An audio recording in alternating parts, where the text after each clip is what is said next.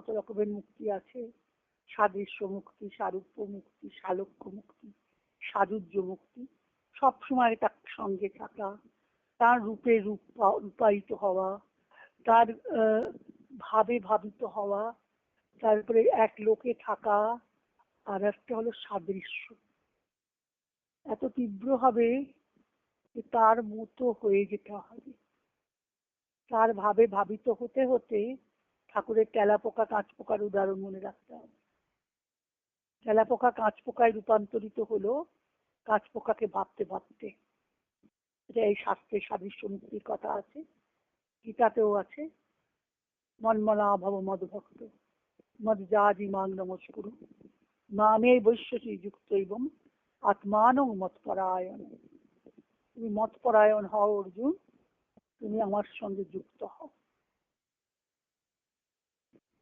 তাতে তার জন্যে প্রস্তুতি, আমাকে মন দাও, মনময় হও, তন্ময় হয়ে মনময় হও, মতময় মনময়। আমাকে মন দাও, আমার কাজ করো, আমার জন্য সব কর্ম উৎসর্গ করো, আমাকে নমস্কার করো। এই আরাধনা, নমস্কার দিয়ে আরাধনা, আরাধনাকে গভীর করতে হবে। বাহ্য আরাধনার সঙ্গে অন্তর আরাধনার অনেক তফাৎ। ক্রমে ক্রমে বাহ্য আরাধনা অন্তর আরাধনায় রূপান্তরিত হবে, না হলে বাহ্য আরাধনার কোনো দাম নেই। মন্মনা ভব মদ ভক্ত মদ জাজি মান্য, মদ জাজি আমার জন্য যজ্ঞ করো, আমার জন্য নিজেকে উৎসর্গ করো, আমার জন্য সব কর্ম যজ্ঞ রূপে করো, তবে তুমি আমাকে পাবে।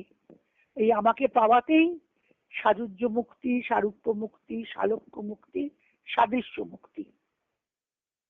তারপরে ষষ্ঠী, এক হয়ে যাওয়া মিলনে। এটা সাধকের শেষ দশায় লাভ হয়। আজকে এই পর্যন্তই।